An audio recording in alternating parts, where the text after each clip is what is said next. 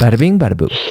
In 2016, in South Korea, a woman walks into the police station to report that her ex-boyfriend had taken explicit photos of her without her consent. She wants to file a formal police report. The ex-boyfriend then gets called into the police station where he says he's more than willing to do anything that he possibly can to show that he is innocent of what he is being accused of. But the problem is, it's broken. The police are like, what do you mean it's broken? His phone was conveniently broken. But the police, they're thinking, we can't just tuck away the case and call it a good day. We're going to have the man send his phone in to a data forensics company, the same one that recovered all the data from this Haewol Ferry victims' phones, and have an IT specialist look at it to see if they can recover any data. So an IT specialist takes it in, and for his privacy, we will refer to him as Park. Park gets assigned this man's phone, and he's trying to work on recovering any and all the data from the device, and he's really good at his job. He recovers almost everything. Over 200,000 text messages, group chats. 200,000 text messages? Yeah, 200,000 individual text messages. Wow, okay. Videos, photos, anything that could be recovered, he's recovered it. But suddenly, the police call the IT guy and tells him, we don't need your services anymore. You can just stop what you're doing and give the phone back to the man who brought it to you. They explain very briefly, the girlfriend has since dropped the criminal case. She's retracted her statements and said that she lashed out at her ex out of anger and that there were no photos. So the investigation is over. Wait, so did the police look at the text messages? No, they didn't look at anything. They're like, just turn it in. We don't even want to look at it. We don't even want to bother ourselves with this. But for the tech employee, Park, it felt like the investigation was just getting started. While he had been retrieving all the lost data from the man's phone, he couldn't help but peek. Could you really call it peeking? He has to verify that the data is being recovered. And how can you do that without even glancing at said data? And what he saw were images of women unconscious, videos of unconscious women being essayed, women being drugged and abused. In group chats, there were prices under these women, the cost of how much it would be to essay them yourself. Menus, literal catalogs of women for sale, messages that depicted people discussing the, quote, sale of these women. They would read like, number one doesn't talk that much and kind of loves money. She also has aspects where she doesn't have much charisma in drinking scenes, but her visuals are great. Number three, good visuals. She's bright. She's fun while drinking, but the negative aspect is she gets a little messy when she's drunk, but still a lot of charisma. The receiving end texts back, then let's go with number 5 along with number 3. Girls were just being sold to the highest bidder. Messages showed people sharing videos of unconscious women dragged, and essayed. The receiving parties of these messages, they reacted to the videos as if they were watching a funny TikTok, something entertaining, not a literal crime. They would text things like, I fed her sleeping pills and assaulted her in the back, then in the front, then in the back again, and then I finished. People were responding, ha ha ha ha ha. Redacted, insert person's name, ate him. Some other people commented, the mouth on her is great. Another chat log showed a picture of a sleeping woman, and the friends responded, who is it? Her body is so freaking good.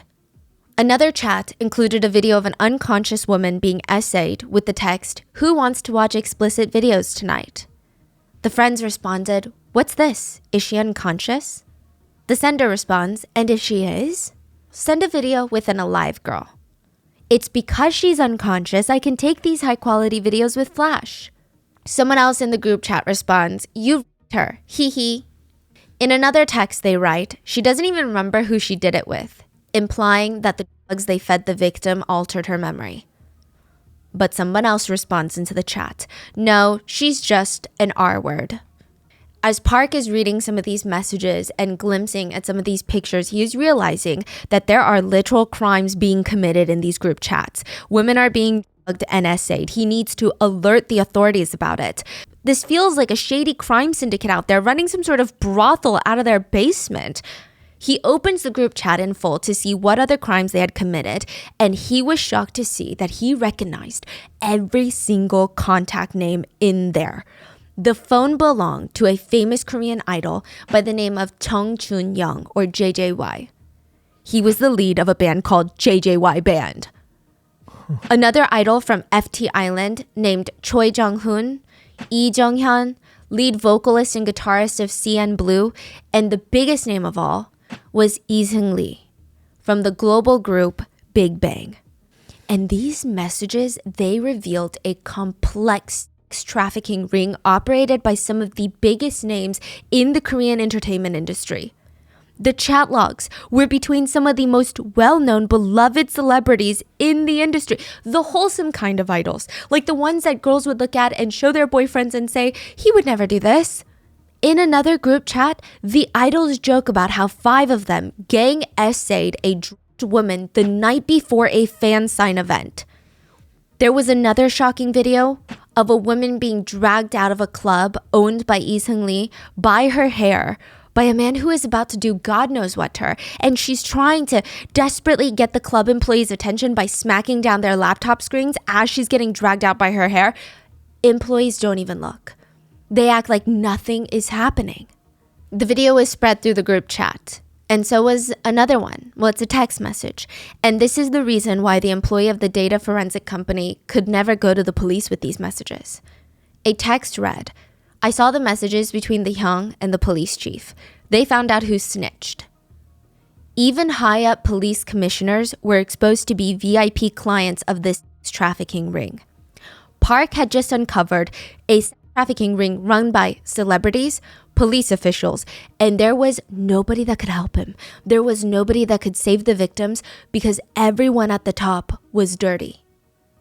But Park would secretly make a copy of every single text message. And 3 years later, it would be released onto the internet, exposing one of the most shocking Korean cases to date, the Burning Sun case.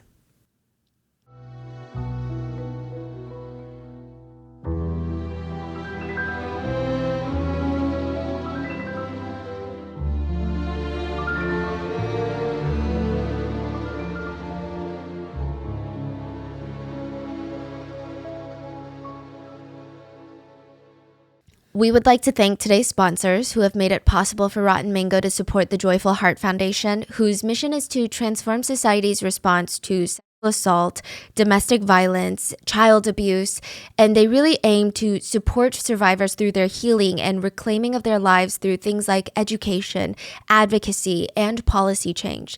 This episode's partnerships have also made it possible to support Rotten Mango's growing team of dedicated researchers and translators. I mean, they really put their all into these cases. They focus on shedding light on stories from all over the world. And we would also like to thank you guys for your continued support as we work on our mission to be worthy advocates for these causes. And as always, full show notes are available at rottenmangopodcast.com.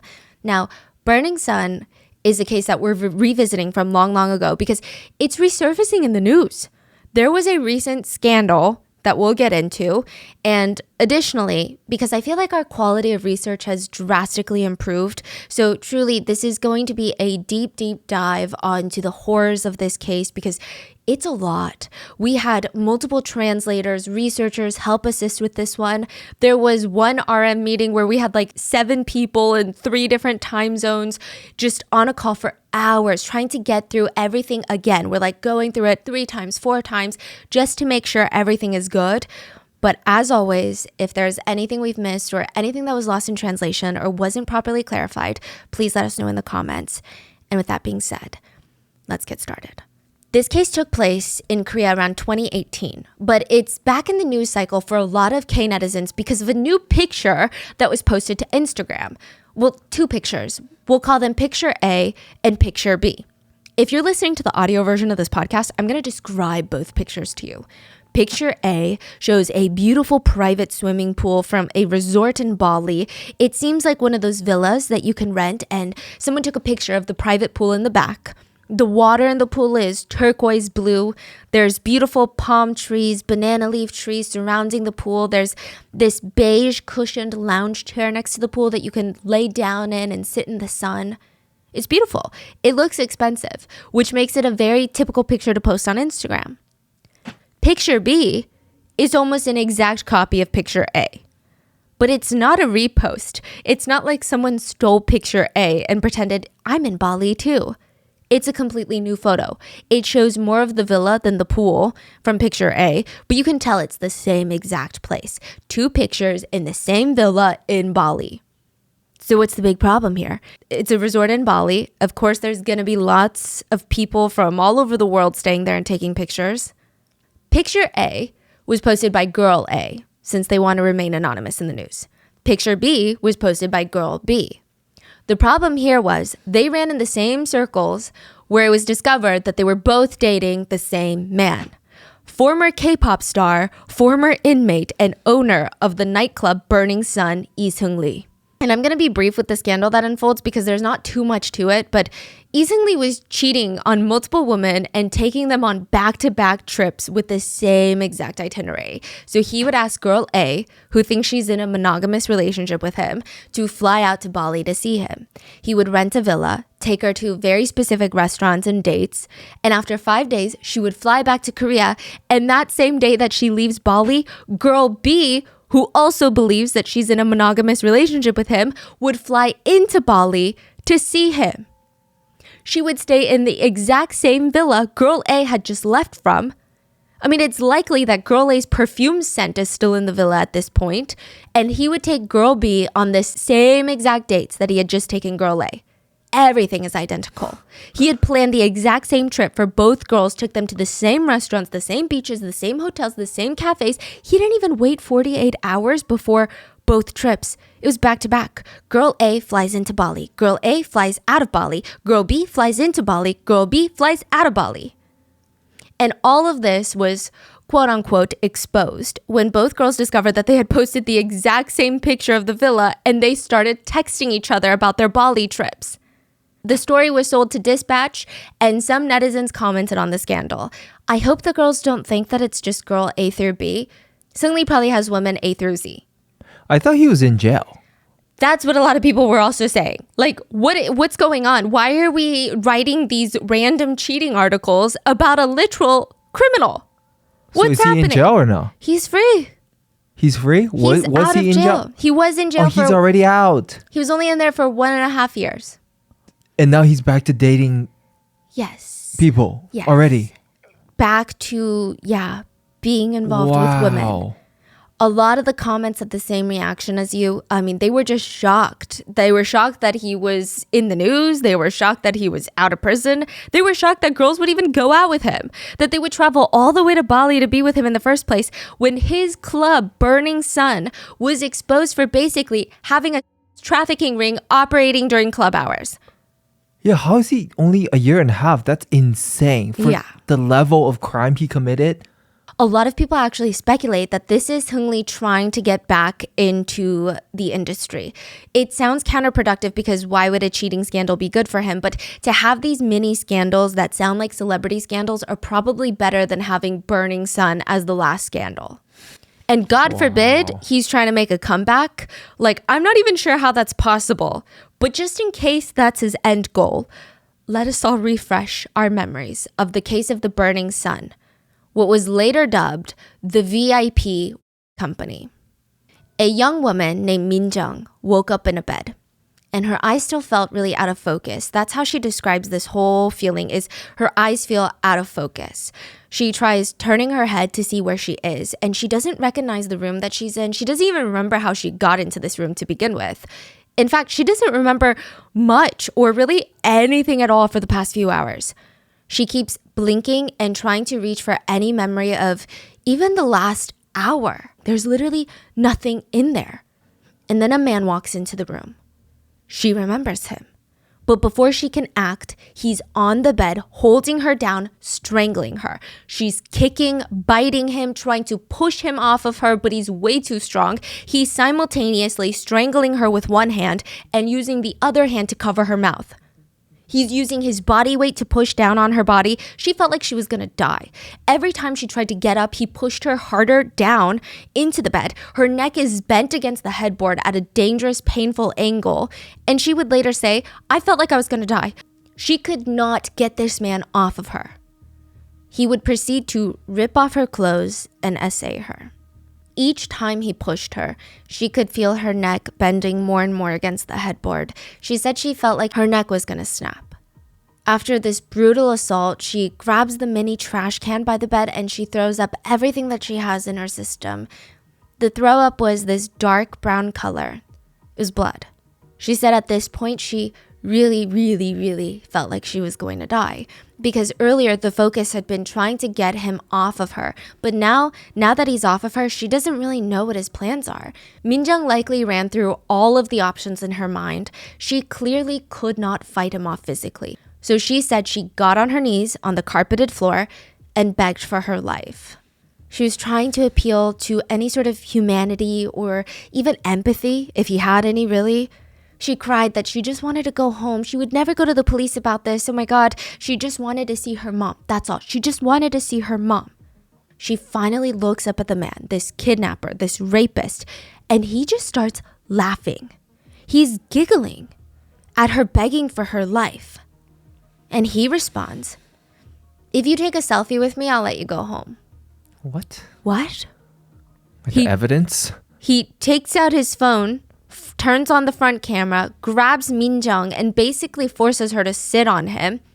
"Okay, now smile." Min-jung doesn't really know what to make of this. Is he playing a game right now? Like, why would he want to take a picture with her? Was he really going to let her go? She said that she squeezed out a small smile, and the man kept his promise. He threw her clothes at her face and pushed her out of the room. She booked it. She didn't even wait to put on her clothes. She just ran down the hallway of this hotel building, out the main door, into the middle of winter in South Korea, middle of the night, pitch black. It's snowing. She's half barefoot, but she doesn't feel any of that. She's running towards the main road with her shoes and her pants in her hand, and this other hand is stretched out trying to flag down the closest taxi. She wants to get out of here and as far away from that man as possible, because who knows, what if he comes back? What if he changes his mind? Thankfully, a taxi stops and she gets in. Frantically, she gives her address, and when she sees the hotel disappear from sight, the fight or flight that had kicked in, it probably finally calmed down, because she looks down and realizes she's still naked from the waist down. And there was a taxi driver looking at her in the rearview mirror. I mean, of course, we don't know why this man was looking at her. It could be that she's naked from the waist down and he's like, why is she naked? We don't know if he had any sinister intentions. I don't think so. But she put her clothes over her lap, trying to draw the least amount of attention on herself from the taxi driver. She tries to take inventory of everything she has. She notices she doesn't have her phone, credit card, or her winter jacket.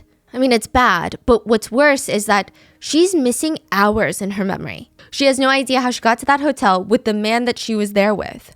After getting home, Min-jung gathers herself as best as she can and goes to the police station. She reports the physical and sexual abuse and shows them all of the cuts and bruises on her body.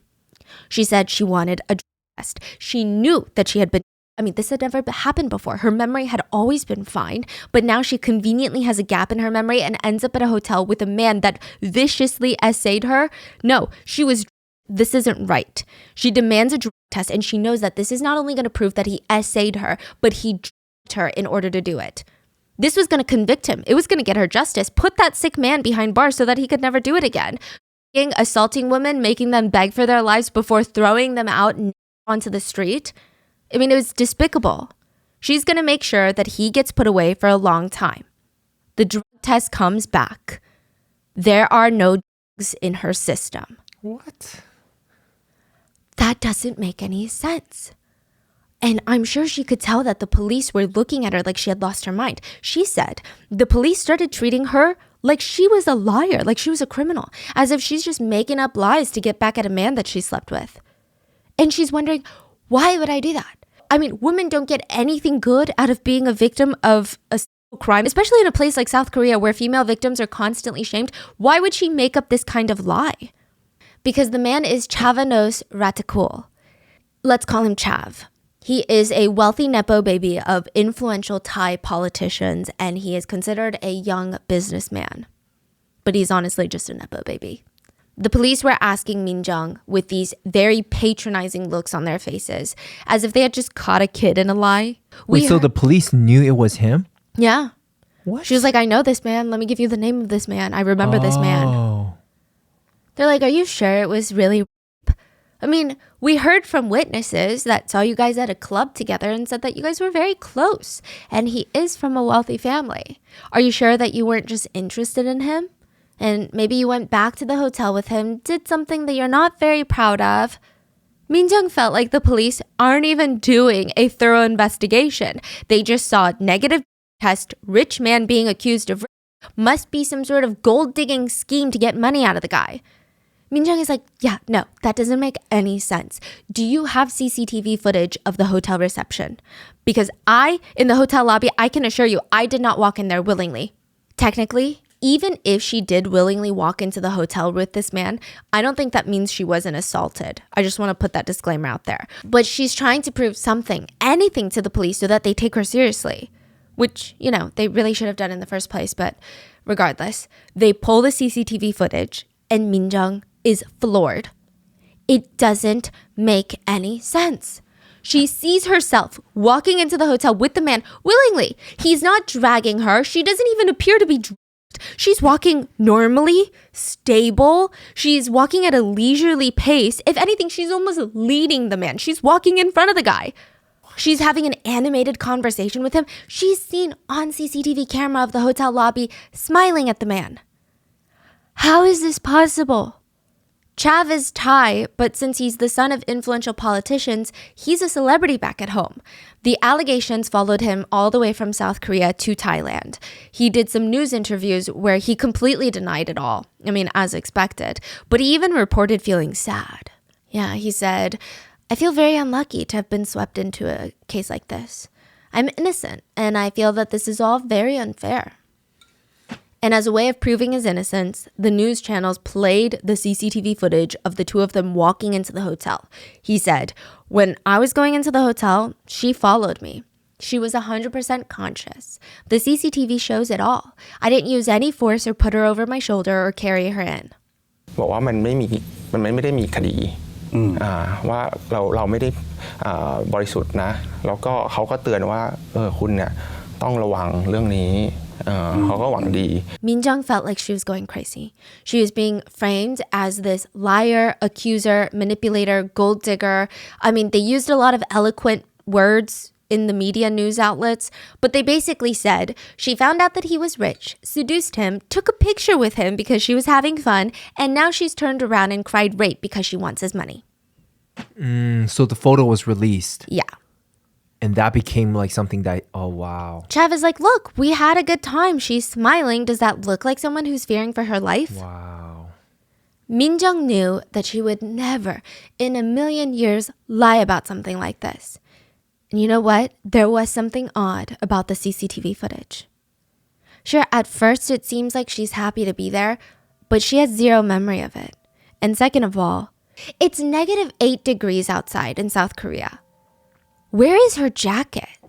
She remembers wearing a puffer jacket that night, but she's not wearing it in the hotel footage. So what is she wearing? Like thin, light sweater. Okay, like what you're wearing. Yes. Like a sweater. Okay. It's just very strange. She's an adult. No one just leaves their jacket out of even if you feel hot, you carry your jacket. Yeah. Where is her jacket? It just isn't something that she would do.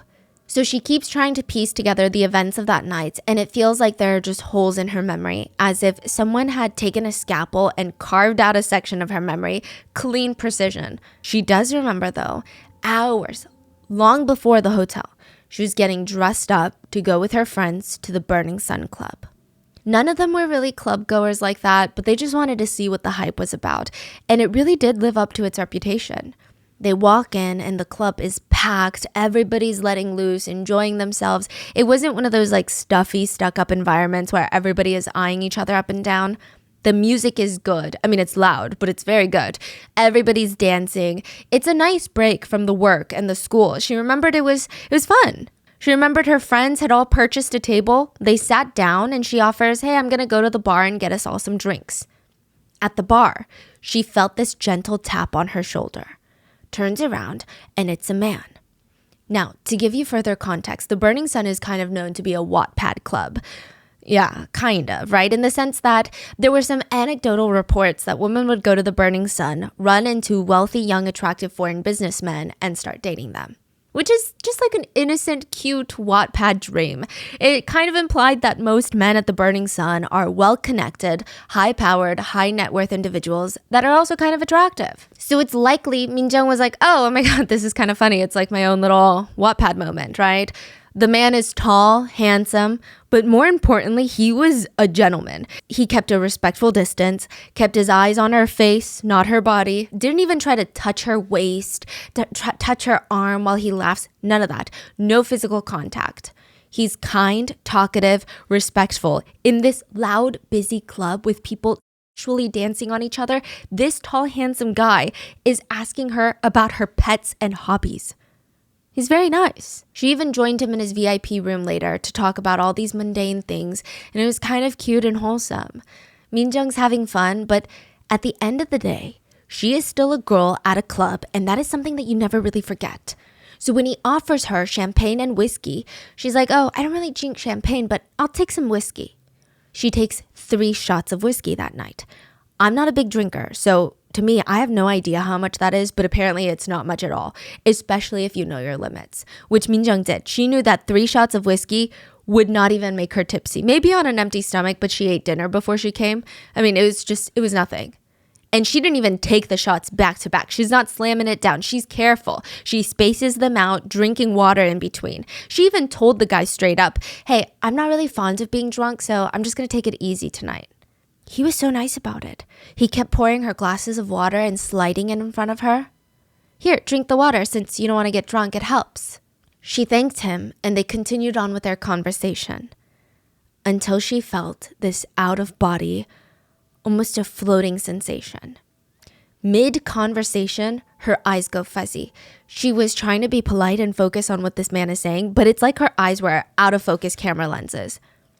She tries wiping her eyes discreetly, blinking, but even her brain starts to feel fuzzy. It feels like she had been drinking heavily all night long, but that doesn't make any sense because she had been so careful not to get drunk. She had even been taking just glasses of water in between her shots of whiskey. She tries to rub her eyes again, but she said that her hands were not coming up to her face now. She tries to move, even just one finger. Nothing's moving. It was kind of like sleep paralysis where you can't even move though you try really, really hard. And even with something like sleep paralysis, there's this strong level of panic associated with that feeling of not having control over your body. But imagine that experience at a club with a bunch of strangers. I'm sure it's a different level of confusion, stress, anxiety, panic. Her body was no longer responding to her brain. The man that she had been talking to, still going on and on about how he had a flight scheduled tomorrow to go back to Thailand, and he's just fading into this big blur, and she heard his voice through it all, and it felt like she was listening from a completely different dimension. It sounded very distorted. She heard him say, so you have to make me happy today. And that's it. She doesn't remember anything else after that. Just waking up in that bed to be assaulted. She knew she wasn't going crazy, even though everyone, including the police, are trying to convince her that she's going crazy. She's thinking, I must have been f***ed. And she had a sneaking suspicion that something was in the water at Burning Sun. And water is a big business at Burning Sun. The employees of Burning Sun are incentivized to bring VIPs water, to procure good water and protect the VIP's water and deliver good water to the VIP tables and rooms. If the employees were capable of doing that, some of them would make close to $8,000 in a single night from tips from VIPs. Wow. All from the big shot foreign VIP clients that are really, really happy about water. The employees of the club would work together as a team to make sure VIP customers got their water. They would even have group chats in real time while they're working about how things were going, how the VIPs were looking for water, how they are enjoying their water, who needs more water. They would text things like, the VIP in the room is looking for good water tonight. Okay, I'm looking for good water. Hurry, he's pestering me for water. He's very thirsty. He said it doesn't even need to be good water anymore. Just someone get him some water. His fellow coworker responds, I'll get him a side dish then. It's a little confusing. In another chat, an employee texts the other employees, someone is approaching the water I secured for a VIP. Bouncer, hurry up and go protect my water. He gets a response from the bouncer. On it. The bouncer pushes through the crowd towards the bar, scanning the area. He spots the water that the employee is talking about. A man is with the water. So he approaches this man, tells him to get lost, and he's standing there awkwardly with the water. But it's not what you imagine. It's not a cup of water. It's not a bottle of water. It's a woman. She's very pretty. She would make the VIPs very happy. Employees at the Burning Sun had their own vocabulary when they were working. When they say water, they were never talking about real water. They were talking about women. Female clubgoers. That's what they call them. Not humans, not people, not women. Water. So in Korean, like 물. 물. Yeah. It's like a phrase that you would use. If you go outside and you see a ton of pretty people that day, you might say something along the lines of, wow, why is the water so fresh today? That's a way of saying, wow, everyone is so attractive today. Because the slang is, the water is fresh means the fish in the water is fresh and tasty. Water can refer to all genders when it's used in this phrase. Like when people say the water is fresh, it's not just referring to women. It could mean, oh, the guys are attractive, like everybody's attractive. Oh, okay.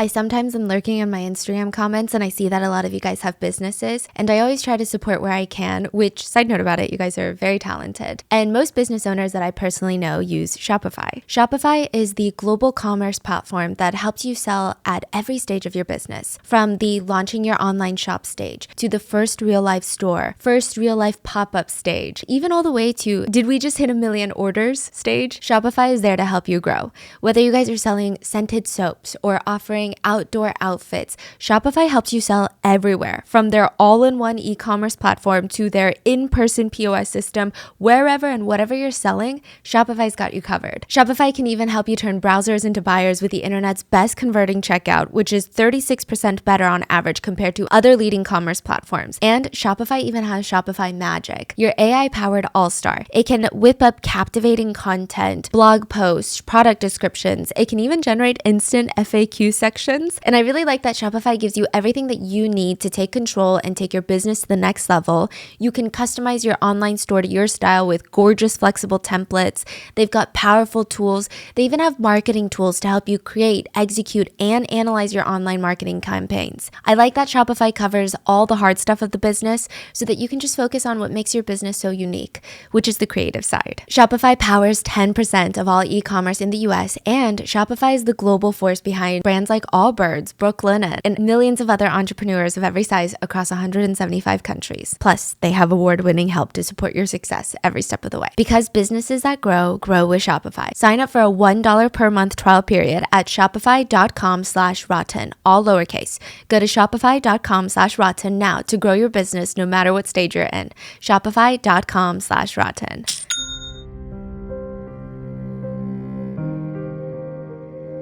But at the Burning Sun, water refers to women.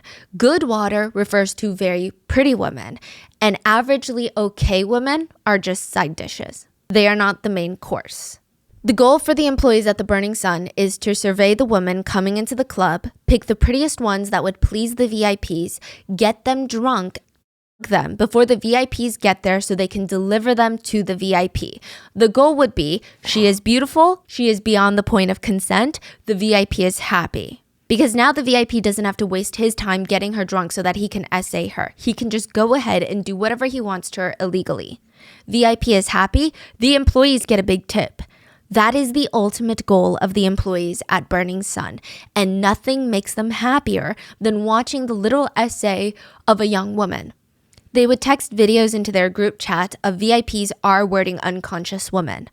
They would text things like, look at the VIP room right now, they're doing it. They would text back, wow, it's true. From Burning Sun to Hong Kong. To go to Hong Kong means reaching the height during intimate activities. So if a weird Korean guy asks if you want to go to Hong Kong tonight, he's not asking you to catch a flight with him for a spontaneous trip. He's asking you for something. And employees of the Burning Sun knew VIPs were more likely to tip them and come back if they were going to Hong Kong. But very few girls ever got drunk at a club to the point of not being aware of their surroundings or passing out. Or at least you don't do that without having friends that you can trust to not let you out of their sight. I feel like most girls know how dangerous that is. So it's up to the employees to get girls into that state quickly and discreetly. Their solution was date. They, employees, sometimes even bartenders, would date their own female customers, which, a few things about this are so terrifying. How easy it is to spike someone's drink, terrifying. But also, I imagine if I went to a club, I might be cautious of strange men around me, but I don't think I would ever be really cautious that the bartender would spike my drink or that the employees would. Yeah, especially Burning Sun, one of the most famous club, most high-end club. What? The employees would date their own female customers to serve them on a silver platter for higher paying male VIP customers who came to essay the female customers. They women, essayed them, took pictures and videos of the assaults, created a product catalog of the victims to see if other VIPs wanted to pay to essay these victims as well. That was the real business model of Burning Sun. They were, in theory, running a complicated trafficking ring, and they got away with it for a very long time. Not because they're flying under the radar and never getting called out on it. It's because they were being so blatant about it. There's a saying, I believe in German, and it's translated into English as, the devil was covering it with its own tail. And it's in reference to something being so out in the open, it's basically right under your nose. But you miss it because the devil has just barely hid it out of plain view. Like hiding in plain sight. Mm-hmm. The Burning Sun's reputation was the tail. And if anyone heard any strange, questionable stories coming out of the Burning Sun, first, they would question if the storytellers were even sober enough to remember the events correctly. And if the answer was yes, they would all just kind of shrug and say something along the lines of, that's just what happens at the Burning Sun. The club was owned by a well-known Korean celebrity and a bunch of investors. And the sentiment for a lot of Koreans at the time was, what else do you expect to happen at a place like the Burning Sun? It doesn't have a wholesome reputation. The club was co-founded by Seungri, who is known as the Great Gatsby of South Korea. And not because he's a fan of literature and that's his favorite book, but because he throws insane, lavish parties. I'm talking a whole line of bottle girls coming out in line, holding $1,000 bottles of champagne in each hand, with insane sparklers shooting out of them. And it's not just one or two bottle girls, it's like a whole parade of them. Stacked champagne glasses ready to be filled, pretty women everywhere. Uniformed girls in white and gold sparkly dresses popping $10,000 bottles, $50,000 bottles. It was crazy. This is the same guy, Seungri, where for his own birthday, he had booked out a full luxury resort in the Philippines so that nobody else could stay there, flew 150 of his closest celebrity, nepo baby, politician children friends from all over East Asia, not just South Korea, but China, Taiwan, Malaysia, Singapore, Japan, everywhere, to the resort, flew them out in the Philippines to party for 4 days and 3 nights straight. These are not people that sit in economy. He's booking first-class tickets for all of them. That's crazy. He spent $20,000 on just fireworks for his birthday countdown, which is really a crazy thing to do. And the whole weekend ended up being around $444,000. That's crazy because his image is the opposite of this in the band, Big Bang. This is a guy willing to drop hundreds of thousands, if not $500,000 on his birthday party. And he started as this humble, insecure boy. We're going to get into all of it. This became the appeal of Burning Sun. The general population of Korea had started to hear about Seungri's parties, started to hear about the new Great Gatsby of South Korea, and they wanted to go to one of Gatsby's insane parties. But back before Seungri opened Burning Sun, there's no way. How do you get on a celebrity's guest list? But now with Burning Sun, the club, they can experience it firsthand. So yeah, chaos is expected. People would say, did you hear about that underage girl? What? The underage girl that stole her mom's credit card and spent it all at Burning Sun. Apparently the mom found out, rushed to Burning Sun. The bouncers called the cops on the mom. Mom gets handcuffed, dragged away. But the crazy thing is, there's speculations that it wasn't just a girl with a fake ID who wanted to party, that maybe Burning Sun was trying to target underage girls to come to the club. Wow. I don't know how true that is. That's just what happens at the Burning Sun. These are the reactions people would give. There was another report of a couple that went to the Burning Sun, and the girlfriend had, she felt comfortable. She was going to this wild, crazy club, but she was going with her boyfriend. So if anybody approached her, she would just say, "Oh, I have a boyfriend," and he's right there. Or if she was scared, she could just ask the boyfriend, "Hey, can you just take me home? I don't really feel safe." That night at the Burning Sun, her own boyfriend drugged her with date drugs at the club, then assaulted her at a hotel and filmed it without her consent. That's true or? True. She filed a police report against him. Wow. The boyfriend claimed, "My girlfriend consented to it all. We're dating." Of course she consented. She wanted it. She said when you're on GHB, the date drug, it feels like you're in a trance. You just do whatever you're told to do, and you kind of hear things, but then you have no recollection of anything once you truly wake up and snap out of it. You feel like a zombie, that you can take orders, but you don't remember any of that. But it's just what happens at the Burning Sun, right? How can they control what kind of boyfriends come in with what kind of intentions? Then another story came out. A witness, Miss K, stated that she was with this guy that she had met at Burning Sun, and he's like, "Hey, do you want to come up to my hotel room upstairs? Because the Burning Sun is attached to a hotel." She accepted. She said that she was just going to go up there to have a drink with him. But as soon as he opens the door to the hotel room, she sees something very, very alarming. A woman is laying unconscious on the couch, and a man is shoving his face in her chest and climbing on top of her. He gets off immediately, like he had just been caught doing something. He's friends with the guy that she walked in with. So I guess they're sharing this room or something. And he just starts laughing, and he's like, "Oh yeah, this is my girlfriend, and she's super drunk right now." But that's not what it felt like. The girl didn't just look super drunk. And something about the whole vibe, it didn't seem like his girlfriend either. She called the police, but they responded super nonchalantly about it, saying, "Well, technically, no crime really happened, did it?" So once again, some people, including the police, were just saying, it's just what happens at the Burning Sun. Another story was of a girl named Sarah. Well, let's call her Sarah. Sarah said that she didn't really know too much about the Burning Sun, other than the fact that her friends would go to the club and come back with these crazy stories of how they felt so extroverted and crazy, and it was a blast and how fun it was. And she's thinking, wow, this is insane.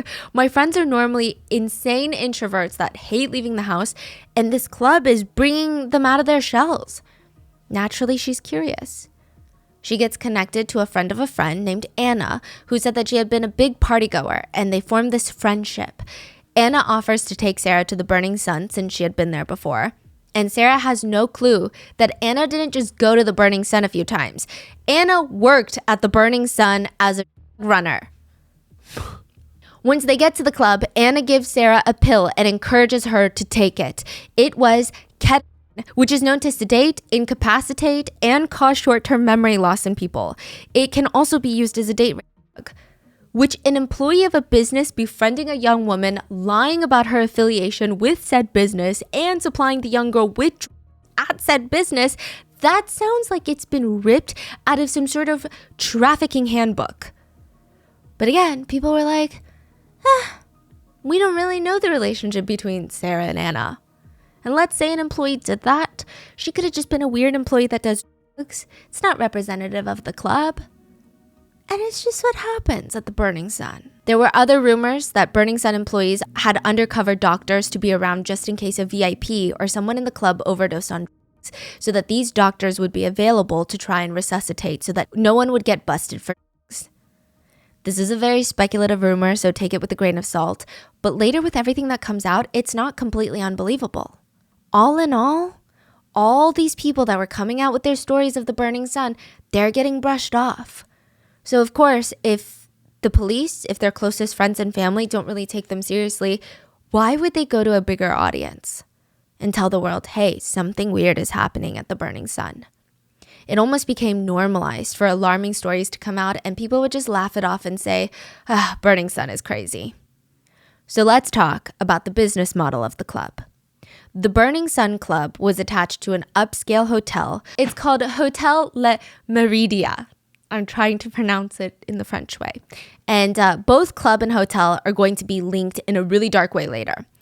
Burning Sun's business model was that once those club doors open and patrons start flowing in, two separate business operations are going to be running at the same time. The legal operation and the underground VIP operation. The legal operation runs like most popular high-end nightclubs. Weekends, there are lines wrapped around the building. Every young adult wants to party at this exclusive nightclub. It became a lifestyle brand. Even if you weren't necessarily having fun at the Burning Sun, just by taking a picture and tagging it on your Instagram story meant that you were someone. Not everyone could get in, and that's why everyone wanted to get in. Of course, like other clubs, guys had to pay a cover fee to get in. But if you were a tall, attractive, young woman, you would get in for free.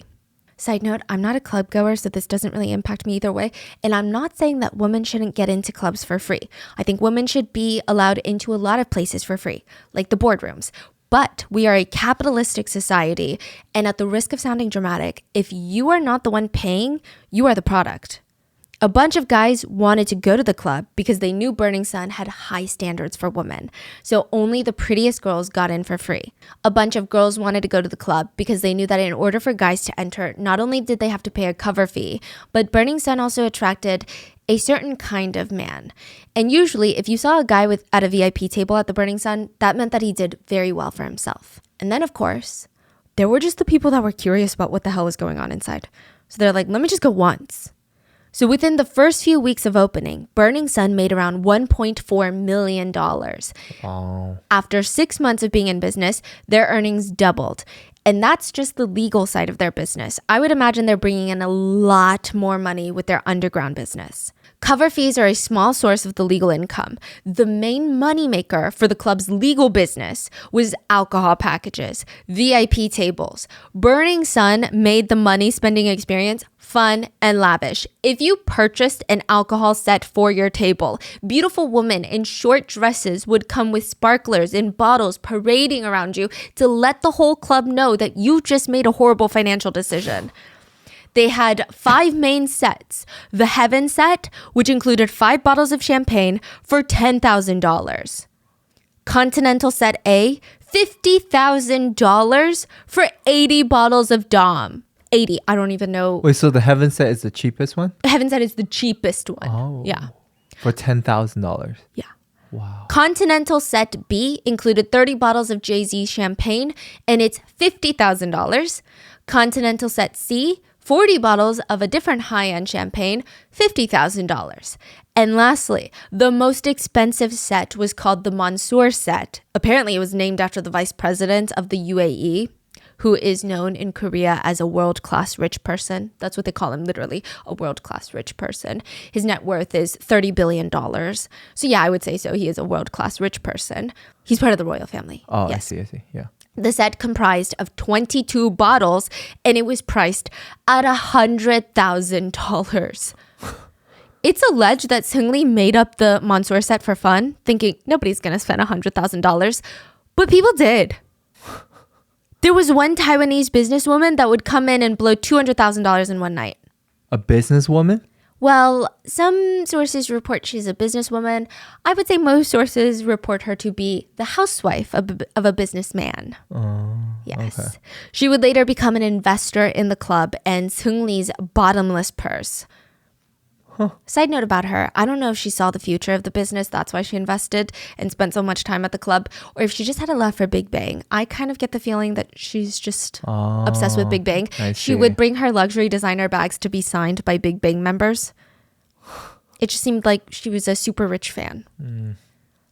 So we went over the legal alcohol menu for club goers. But in order to experience the full menu of the Burning Sun, you have to be a consistent VIP. This is going to open you up to a whole new world.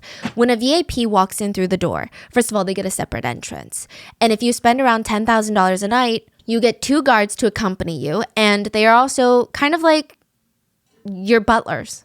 The employees in the club know when a VIP walks in, and they all cater to that person all night long, making sure that everything that they could possibly want under the sun, they've got it. VIPs want to do drugs, even though it's highly, highly illegal in South Korea, no problem. There's a VIP bathroom at the Burning Sun where allegedly could be taken orally, but also through the vein if that's what the VIP clients wanted. Full service. Side note, a lot of these employees would spend their time working as merchandisers. This is a very important position at the Burning Sun. So most merchandisers at like most establishments, they need to keep inventory of the alcohol, make sure the bartenders are giving top shelf alcohol for someone that orders it and keeping the house vodka to the house vodka orders. But there's another side of merchandisers working at the Burning Sun. And we're mainly going to be talking about them moving forward when I talk about merchandisers. They are there to provide all other products, quote, products, for the VIPs. The regular merchandisers take care of the alcohol, the food, the napkins, the crystal glasses for the whiskey. The VIP merchandisers are almost like personal shoppers, personal concierges, butlers for the night. And they usually try to plan ahead for the VIPs' needs over the weekend. On Thursday, every merchandiser from the Burning Sun sends out text messages. The regular merchandisers will send out the weekend specials to the regular clients about imported champagne that they just received that's on special, or a new claw-footed bathtub filled with ice and champagne, or a new party theme with cover fee being slashed in half, or a new DJ that's going to be featuring this weekend. The VIP merchandisers will send out similar text. This week's specials are almost like a restaurant's weekly specials, catch of the day at supermarkets. But instead of promoting cover fees being discounted or alcohol sets being on special, they were sending pictures and videos of women. All unconscious women. They were naked and had just been essayed by other employees or VIPs. The merchandisers believed that these women, these victims, could be victimized again. So it's just a matter of which one the VIPs wanted. Under each picture or video of a girl was a price. To drug and essay the girl. They're selling essay. They're not even selling, they're selling. So they're gonna what? Lure the girls back in. Wow. So they get their numbers usually the weekend before when they're and lure them back in. And just like how the alcohol specials changed every week, the girls changed every week. The merchandisers would text the VIP, you can have this one, or how about this one? Or you can like this, a kind of playing like this. So they're referencing videos like, you can also do it like this. Or text that read, I can make you a reservation guest. If you come, I can get you this girl. If there was more than one VIP client that wanted the same girl that weekend, they would open a bid. The clients would bid, auction on the woman who had no idea that any of this was even happening. Many of the club investors and VIP clients were wealthy businessmen from other countries. So there were a lot of rich Chinese, Japanese, and Thai businessmen who would travel for work to Seoul, and they would stop by the Burning Sun to let off steam. The merchandisers were really good at knowing exactly what kind of girls each of them wanted. They always stated that the Chinese VIPs really liked Gangnam 언nis. So Gangnam is like the Beverly Hills of Seoul, and 언니 means older sister. It's a really nice way of saying they like faces with a lot of work done. So when they knew that a group of Chinese VIPs were coming in, they would send them the weekly specials filled with Gangnam 언nis. It's like none of the VIPs wanted workers. That's the part a lot of netizens were infuriated by, because regardless of how anybody feels about sex work, if it is between two consenting adults, there is a level of understanding there. There is a transaction that's being made, and in the best case scenario, it's a win-win. Both parties get exactly what they want. And I say that in defense of the sex workers, right? Because usually they get the shorter end of the stick. No, anyway, it would be a bit more acceptable if this club was illegally running some sort of brothel. But that's not what's happening. They're straight up trafficking. I mean, this is like human trafficking. None of the VIPs wanted sex workers. They wanted girl next door, truly did not know that she was getting drugged and being filmed while being assaulted. They wanted victims. That's what they wanted. But let's say they didn't choose a girl through text ahead of time. They showed up without advance notice. The merchandisers would go out and pick out the girls that they felt best suited the VIP's types and bring them into the VIP room. So they just walk around on the floor? Yeah. And just any girl that had come to spend money at their establishment, a potential victim. Or the VIP would already have their eyes on a girl or two in the club, and they would just be brought in. They would request, I want that one and that one. The employees would go those girls and bring them in. And just to reiterate this point home, sorry if it feels redundant, but it is a huge part of this case. These women that they're picking to bring to the VIP rooms are not employees of the club and they are not sex workers. And I don't say that to say employees or sex workers are not as important, but I'm saying if it was an employee or a sex worker, they would be there for work. Like these women literally came as customers, have no idea that they're being chosen to be victimized. They're like Minjeong, just hanging out with friends. The assaults would either happen right in the VIP rooms or upstairs in one of the hotel rooms of the La Meridia. And the hotel also happens to be an investor in the club. So there is a question of how big and how well thought out this operation was from start to finish. The hotel owns close to 50% of the club. Okay.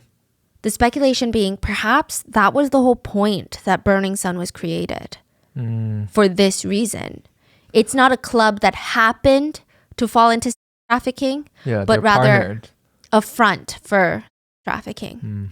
I think the unsettling thing about this case is both operations were done pretty out in the open. This is a club. It's not like one of those money laundering schemes where a front is a churro shop and behind the scenes is God knows what. We'll never know because the public will never see it, hear about it, know anything about it. But with Burning Sun, they're running these operations in front of all the club goers.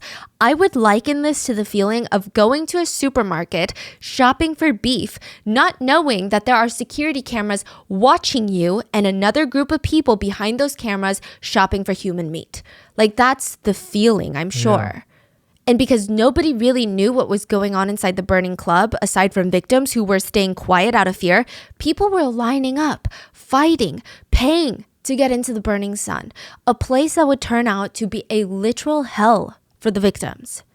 And it all gets exposed by a 29-year-old man by the name of Kim Sang-gyu. We're going to call him Kim for the rest of the story. November 24th, 2018, Kim went to Burning Sun with a bunch of his friends. It was his friend's birthday. They're all there to have a good time. It also happened to be the first snow, Cheonnun, which is a very special day in Korea. We're supposed to make a wish and spend it with your loved ones. It's a very cute, romantic day. So Kim decides to go outside. He's in the Burning Sun and the snow starts falling. So he's like, oh my God, I'm going to go outside just quickly to see the snow. He kind of parts with his friends, and on his way out, he sees a woman half passed out, barely conscious, being dragged out by a man. She looks like she's trying to grab onto passerbys. She doesn't want to leave. It's clear this is not consensual. She clearly wants help. So Kim decides, I'm going to help. He decides to block the man from taking this woman. And this man happened to be a VIP client, and the employees of the Burning Sun did not take well to Kim standing in the VIP's way. Wow. So they're like blatantly. Oh, in front of people. Wow. Yeah. The employees also did not appreciate that Kim was now standing in their way of making a fat tip. So they drag Kim outside in front of Burning Sun CCTV cameras into the snowy road, and they start beating him. They start pummeling Kim. The club executive was one of the main perpetrators. He trips Kim with his foot, grabs Kim by the hair to hold his head in place, uses his other hand to punch him in the face repeatedly. It was getting to the point where even one of the bouncers was like, hey, let's chill out a little bit on this customer. But this executive is not listening. Another bouncer jumps in to help hold Kim in place, so it's easier for the club executive to hit him. At one point, the club executive even walks away from Kim, who's on the road just sitting there, because now he has 3 broken ribs. It's painful to even try and get up. This is not a light beating. The club executive walks over to his little bouncers, takes off his jacket, only to walk back over and continue beating Kim. Then when he's finally done, he just walks back into the club with the bouncers, leaving Kim on the ground. Kim is confused, scared, but also, rightfully, really pissed. He calls the police, who gets there 12 minutes later, and he's explaining to the police what happened. And he's pointing at the CCTV cameras like, hey, it's all on there. Everything that happened, you're going to see it on there, so go look at it. The police don't really do anything. And Kim is like, what are you doing? I said the person that did this to me is in there. He went that way, so go into the club and find him. They're still not really doing anything. Frustrated, Kim kicks the trash can in front of the VIP entrance, and they still don't do anything. Finally, officers decide to go into the club, leaving Kim outside.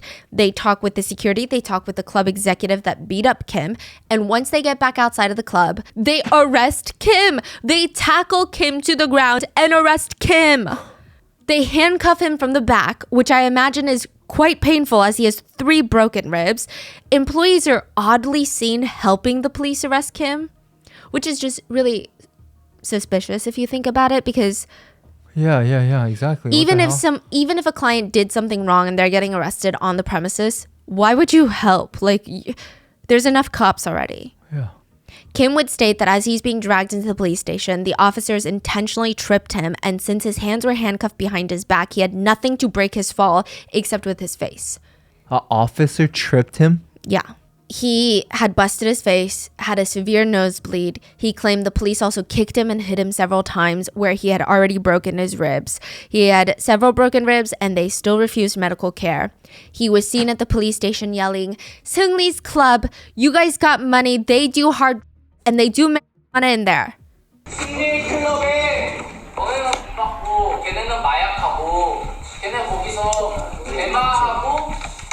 January 28th, 2019, Kim starts going on interviews and making posts about what happened to him inside the Burning Sun. His main accusations were, the women are being at the club. Police are getting paid by the club to look the other way. He said, screams could sometimes be heard coming from the VIP rooms of girls begging for help. These are masked by club security, and then the paid-off police department nearby protects the club from legal liability. The police aren't here to protect the public. They're corrupt. Kim started a Blue House petition, and it received more than 200,000 signatures in just one day. The petition detailed specific and assault cases that allegedly happened within the Burning Sun Club, as well as their sketchy and corrupt relationship with the local city police. It gained so much attention, the president at the time promised to have his team look into it. But when the Blue House looked into it, the police just turned in random reports that Kim was committing assault in the club. They argued, look, Kim is the one that was essaying people in the club. He was caught, dragged outside by employees, and beaten. Should he have been beaten like that? No, but the employees just really hate scum of the earth essayers, you know? So we came out and we arrested the guy. With this, all the news outlets started reporting Kim as some sort of criminal, which it's a whole long story we're going to get into later. But the Burning Sun even came out with an official statement stating Kim was an offender and they had no choice but to kick him out. To support their statement, they submitted 2 complaints from women who allegedly were assaulted by Kim at the club. Suddenly, the story very quickly becomes a he said, she said situation, rather than a very serious allegation of trafficking inside of a club. But netizens did notice something strange. The person who filed a complaint against Kim saying that she was harassed by him at the club was an employee of the club. Not saying that they can't be harassed by clients, but like, she was a merchandiser at the club.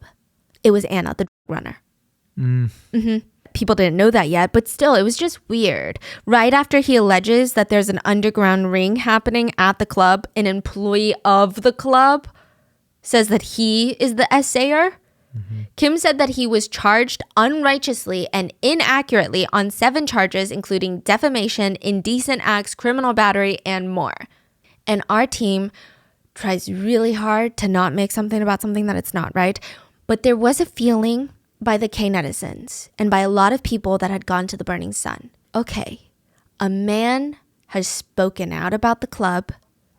And sure, it's kind of a he said, she said situation, but a lot of netizens were still on this man's side and supporting him, and it kind of felt safe enough for women to come forward now. Because if it had been a woman whistleblower to this, there had been other small cases of women trying to anonymously come forward that something weird was happening at the Burning Sun. They were slut-shamed to hell and back. But now that there was a male at the center of this whistleblowing situation, right, they felt like, okay, maybe we can also help bolster his story because we have our own stories about the Burning Sun. Damn, that says a lot. Yeah, a lot. I mean, just like the crime itself says a lot about the violence against a certain gender, and then this just reiterates that. So, you know, like I said before that, it was people like Minjung, people who are getting blamed, victim blamed, and now a man comes out and they're like, okay, maybe this is our chance to expose what's really been happening. So because of Kim, a lot of anonymous women start coming forward with their stories of the Burning Sun. Many of these stories would confirm Kim's allegations of police corruption because many of these women reported their essays to the police and they did nothing. It was revealed that the most commonly used to essay women at the club was GHB. It's called 물퐁 in Korea. Well, at least that's what most commonly used slang for it. It is the most commonly used date drug even here in the US. It comes in a clear liquid form or white powder that becomes completely dissolved and invisible in liquid. It is odorless, tasteless, and colorless. There was a journalist who experimented by taking GHB herself under the care of a doctor. She was so loopy. She alternates from being passed out to being awake and like writing things on her hand and talking about her mom. She doesn't remember a single thing. None of it. But that's not the only damage. Long use of GHB can result in poor memory and even brain damage. If you take a lot while consuming alcohol, it could even result in death. The victim usually starts becoming semi-conscious just from one sip. It's like the lights are turned off suddenly. But it can't really be detected that well. It's often compared to a state of dementia. You can walk around by yourself, but you don't remember walking around. And everything feels separated from your own free will. At the Burning Sun, some employees would request to be brought zombies for VIP room 3, for example.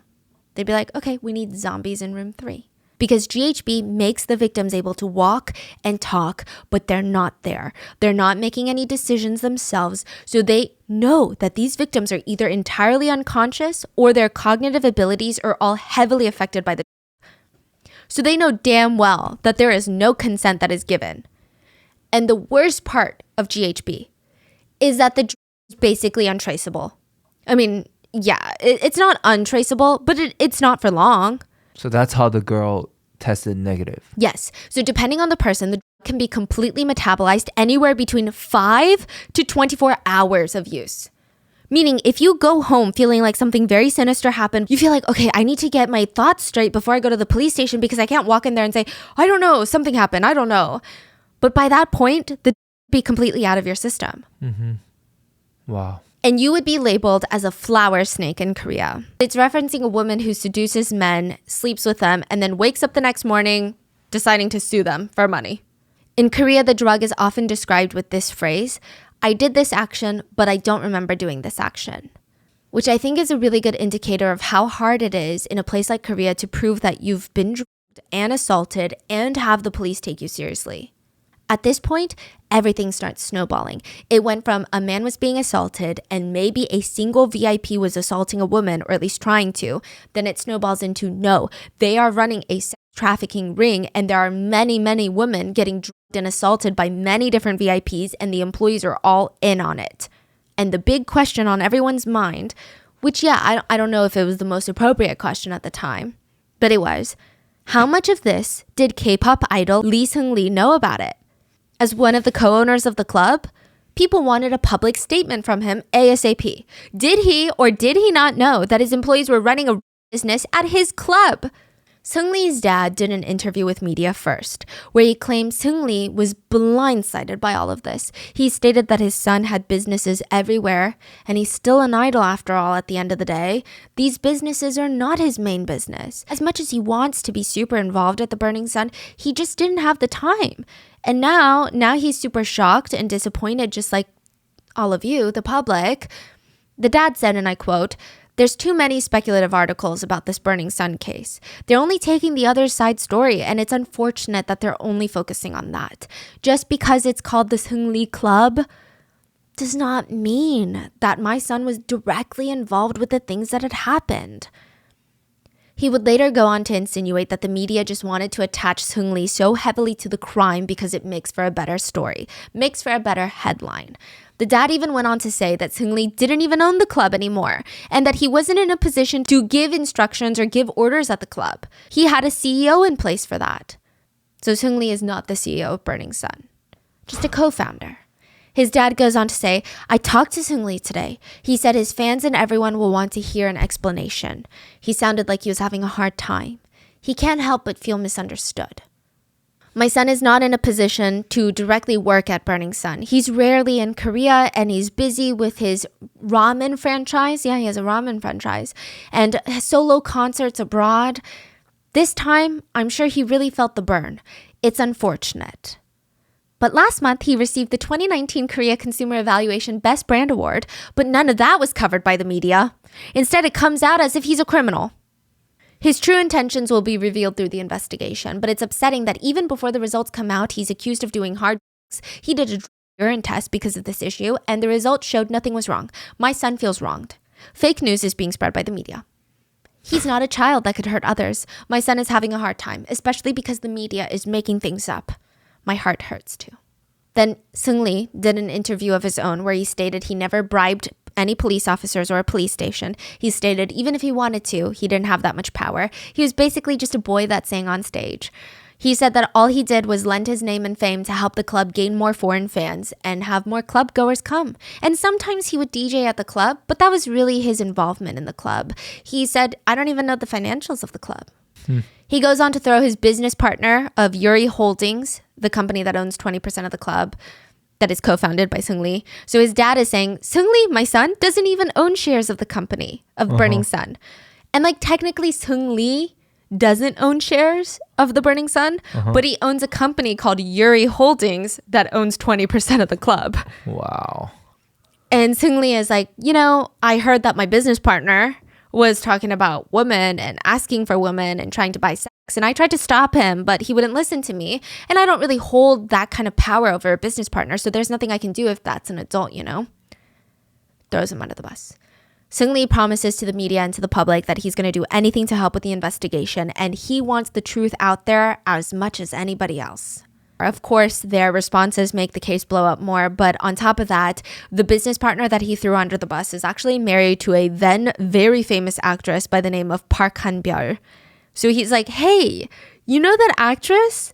Well, her husband is like looking for sex workers. So of course the case blows up even more, right? But at least Seungri's fans are super relieved. They felt like, whew, we dodged a bullet. Seungri is still good. He's still the guy that we know and love. Other people doubted that. They thought Seungri knew exactly what was going on. He's the Great Gatsby of Korea. And just like the Great Gatsby, Seungri has a raging inferiority complex.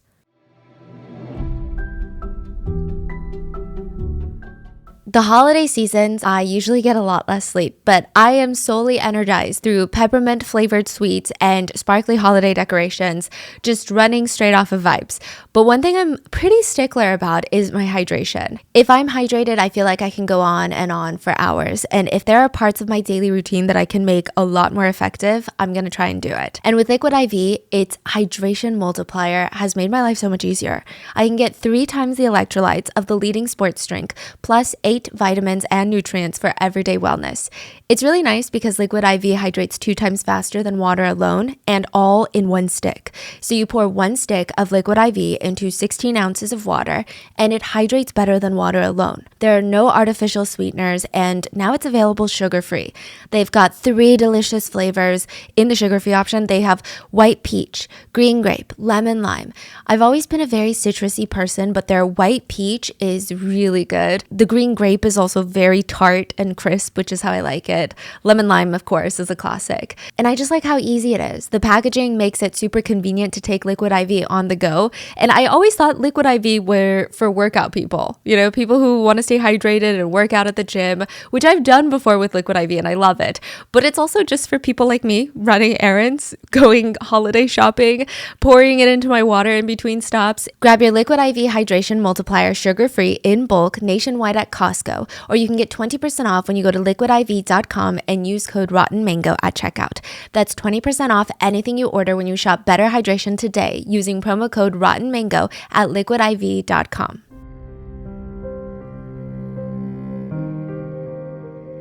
To give you context on Seungri, he was part of a 5-person K-pop group called Big Bang. And I feel like for anyone who knows even a little bit about Korean entertainment or even really Korean culture at this point, Big Bang is just one of those groups that needs no introduction. So I'm going to try and keep it brief for those that are just not in the K-pop world. Big Bang is like the One Direction of K-pop, meaning they will always be remembered at one point as being one of the most iconic boy bands in K-pop history. I'm not saying right now, I'm just saying at one point they were. And I'm not saying that they're better than your faves or even like they paved the way or anything, but they were really, really popular. Yeah, like between 2008 to 2012, like they dominated the world. Dominated. Yeah, it is unclear how much revenue the group generated, or at least we couldn't find out an exact figure. But we did find out that they brought in $800 million in ticket sales for their concerts during their career. that's probably a very small cut of the overall revenue that they generated. That's not including album sales, streaming revenue, appearance fees, ambassadorships, royalties from music. That's just concert sales is $800 million. So they're an influential group. And Seungri always felt like the black sheep of the group. It's pretty evident in hindsight that he had an intense inferiority complex while he was part of Big Bang. And it does seem like there were a few pain points for him. Seungri applied to be a trainee for the K-pop group that would be later Big Bang. There was a series of cutthroat competitions till a group of boys was narrowed down. They just wanted 5 members. Everything was ruthlessly judged and criticized by YG, who is picking the trainees. They had 4 members already picked, and it was down to the last spot. Seungri and another boy were competing neck and neck for it.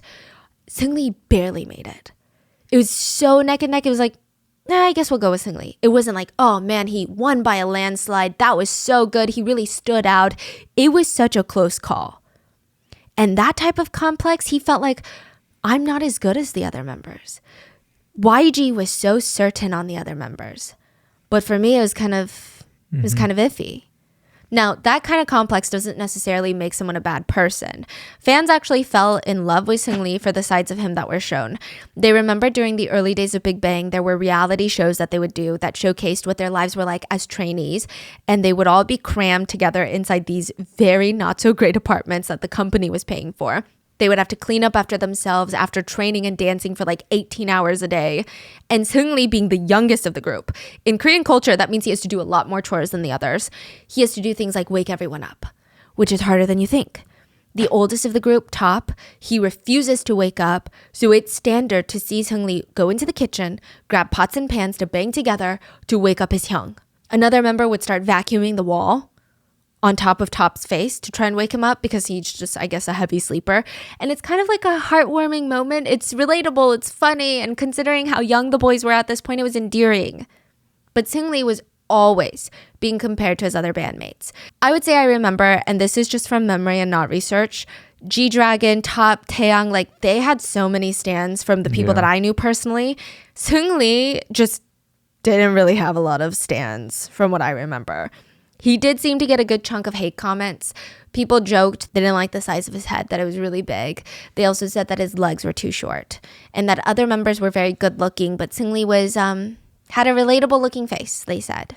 He said he especially didn't like the comments about his head because, and I quote, "It's not like I can get a head reduction." But even that moment is a good example of why a lot of people started to stan Seungri. He seemed like the underdog, and he was not shy to show that he was vulnerable. And he wasn't like trying to be like, I'm actually really good, guys. He was embracing it. He's like, yeah, I am the ugliest of the group, but what am I going to do about it, right? He said he was always anxious about never having enough money. And he said G-Dragon earns extra money from songwriting and rights to the copyrights of their songs because he writes a lot of their music. Top does acting in movies and dramas. Taeyang does solo albums and concerts. Seungri said that he was anxious because all of them were so diverse in their earnings and their income. And he said, I am making, quote, 1% of what G-Dragon is making. Wow. And like a lot of people with a potential inferiority complex, he starts overcompensating. It felt like he's desperately trying to make something work. And I just want to make it clear, I'm sure his idol life, like a lot of idols, if not every idol in South Korea, is cutthroat, is hard, potentially miserable and rough. But from what we can tell, the man is not starving. He's not paycheck to paycheck. So when he's saying I'm making 1% of what G-Dragon is making, he's not out here working a restaurant job after his training. Like he's doing fine. He's talking about, like at that point, if Top is doing acting and solo, like they are already popping at that point. Like he's a millionaire. He's killing it. Like as a part of Big Bang, like. But he kind of made it his personality, and a lot of fans felt bad for him. Yeah. But it's I just want to preface, we don't need to feel bad for him. But his image at that point is just like this soft, good boy, like very like little, very soft energy. People love it. People loved him, yes. It's a nice guy image. Yes, he said he just wanted to keep up with other members, so he learned English, Chinese, and Japanese. He opened up one of his first businesses, a training camp for idols. A lot of big names came out of there. A lot of big names. Huh. So he did a training camp. Mm-hmm. Huh. I was going to list some names, but I don't even want them to be like associated with Seungri. But like a lot of big names came and they don't even know like Seungri and they're not connected with anything that he did, but just in case. Wow. But yeah, lots of big names. Closed down after a few years because one of the teachers had gotten romantically involved with a student. Not a good look. He moves on with other business ventures. And by 2018, he finally made a name for himself outside of Seungri of Big Bang. He was hosting multiple talk shows, going on TV shows, acting in dramas, doing promotional activities for YG Entertainment. That's the agency that created Big Bang. He calls the founder of YG, Mr. YG Entertainment himself. He calls him Appa, which is dad, because of how close they are. He started a Belgian waffle cafe for his mom to run. He co-opened a restaurant called Monkey Museum in China. He had a ramen franchise called Iori Ramen, and it had multiple locations in Korea and even a branch in Kuala Lumpur. He owned 10% shares of a cosmetic medical company called Dr. Golderm.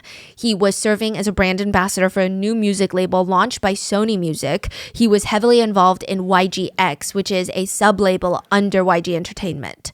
He would also go on to build this image of himself as the Great Gatsby of Korea, which was great marketing for all of his night businesses, like his bars and clubs. So now we have a potential inferiority complex, love for lavish parties, lots of businesses in the nightlife party scene. But still, that doesn't make someone complicit in something as serious as a trafficking scheme. Did he really know what was going on? His fans argued, absolutely not. They felt like he was innocent. This is Seungri that we're talking about. Do people not remember? A lot of people dug up an old clip of Seungri, and it had been on a TV show called I Live Alone. He was talking to another actress. It's a reality show. They're sitting there talking, and the actress recently had a baby. And out of nowhere, she asks Seungri, I can give you some if you want. And he's like, give me what? The soap I use. Breast milk soap. And Seungri looks very shocked. Oh, what is it made from? It's soap made from a mother's breast milk. Seungri puts his cup down to take a few seconds to gather his thoughts. Breast milk is very healthy, yeah? Because he doesn't want to offend her, but he still doesn't know what to say in that moment. And it's a really innocent, comical moment. The actress keeps explaining the whole process of how the soap is made, and Seungri is coughing because he's shocked by all of this information, and he's just trying to be polite. So he says, okay, yeah, thank you. Yes, of course, I would love some. How many do you want? I have a lot. You can just text me. He's like basically about to throw up some water if he has any in his mouth, and he's text you to ask for the breast milk. It seemed like the actress was genuinely having a fun time shocking Seungri, messing around with him. And Seungri comes off super naive, super innocent, super polite. So fans are like, you're telling me that this guy that's shy when someone offers him breast milk soap is a brilliant mastermind behind a sex trafficking ring? Breast milk boy? Do you know what it means to bomb a chat? Usually friends will start group chats on Kakao Talk, which is like the WhatsApp or WeChat of Korea. And when they're done with the group chat, or if they've said enough inappropriate comments or told enough secrets on that group chat, someone will text, blow up the chat. One by one, the notifications come in. Blank left the chat, blank left the chat. And once every single person leaves the chat, everything in that chat gets automatically deleted by Kakao. So it's not like you can leave the chat but still see what's in the chat. It's gone. The chat history deleted along with any videos and pictures sent into the chat. When the Burning Sun group would feel like the chat had gotten a little too incriminating, when they had texted too many pictures and videos of unconscious women, when they had talked about too many VIPs essaying unconscious women, they would periodically text out, bomb the chat, blow it up, which helps with making sure that if someone's phone is ever taken in by the police, if someone's phone is ever lost, they might see the current group chats that are probably very incriminating. They won't see years and years of incriminating activity. It's almost like an insurance policy to everybody in that chat that they were going to at least cover their asses. And it was in everyone's best interest to bomb the chat, to delete it. Or so they thought. JJY was part of these group chats.